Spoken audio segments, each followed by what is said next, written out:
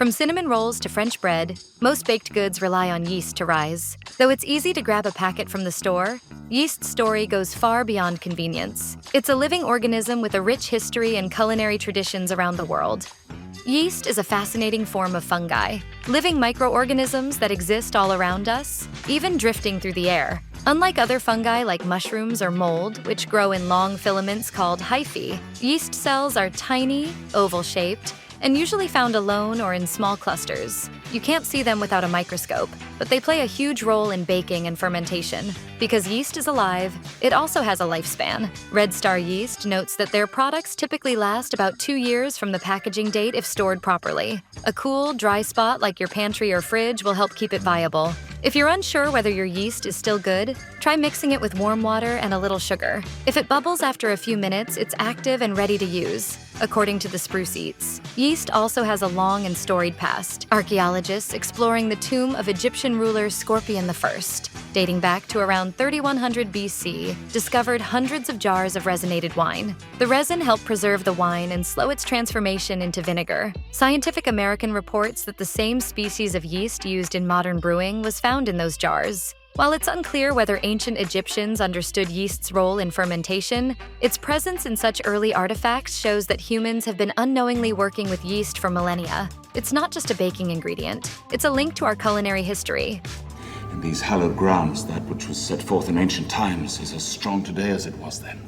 Before yeast ends up in your grocery store, it goes through a detailed production process. In industrial settings, manufacturers combine yeast with molasses and feed it large amounts of sugar to promote rapid growth. As the yeast consumes the sugar, it ferments, producing both liquid and solid byproducts. These are then separated, and the yeast is dried into a fine powder, the familiar form sold in stores. This drying process helps make it shelf-stable and easy to store. However, not all yeast behaves the same once it's packaged. Instant yeast is ready to use right away, while active dry yeast needs to be rehydrated before it can do its job. To activate it, mix it with warm water before adding it to your dough. Always check your label to know which type you're working with.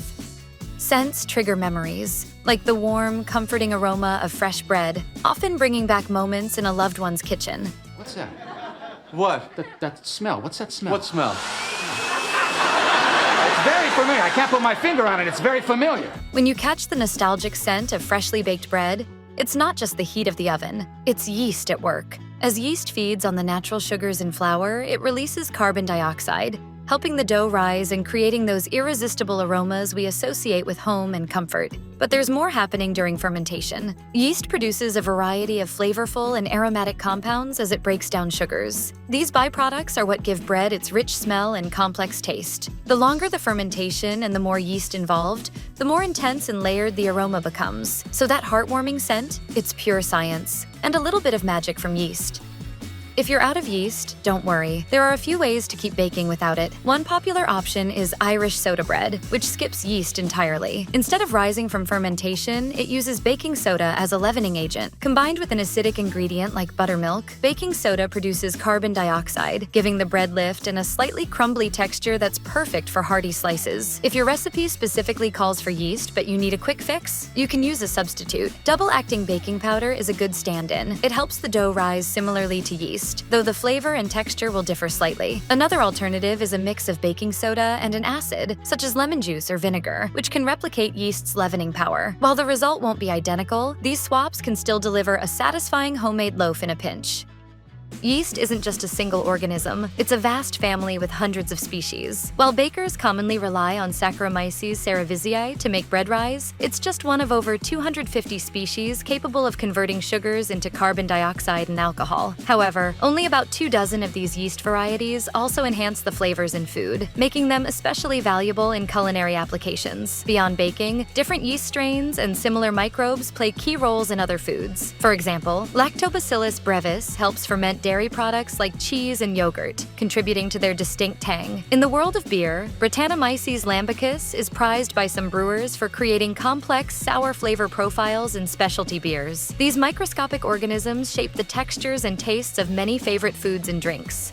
While most people associate yeast with baking bread, it's also a key player in creating alcoholic beverages. Without yeast, beer and wine simply wouldn't exist. In brewing, yeast is added to wort, the sweet liquid extracted from malted grains like barley. During fermentation, yeast feeds on the sugars in the wort, producing alcohol and carbon dioxide. This not only gives beer its alcohol content, but also its bubbles. Different strains of yeast can affect flavor, aroma, and mouthfeel, making it an essential ingredient in shaping a brew's character.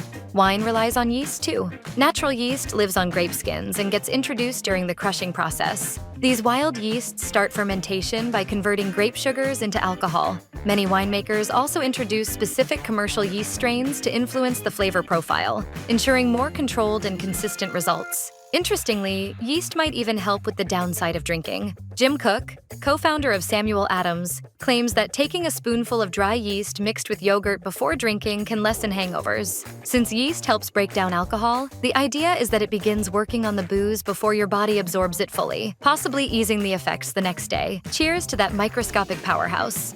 Baking a successful loaf of homemade bread takes more than just following a recipe. It's a careful balance of ingredients, timing, and technique. Every step, from mixing to rising, plays a role, but one ingredient in particular can make or break your loaf: yeast. Getting the right amount of yeast is crucial. Too much, and the dough can rise too quickly, creating large air pockets and an unstable structure that may collapse in the oven. Overactive yeast can also give the bread an overly yeasty flavor. On the flip side, too little yeast means insufficient fermentation, which leads to a dense, heavy loaf with a chewy texture and poor rise. Yeast is responsible for producing the carbon dioxide that gives bread its lightness and lift. It's not just about puffing up the dough, it's about building flavor and texture. Paying attention to your yeast quantity ensures your bread turns out as delicious and well-structured as it should be.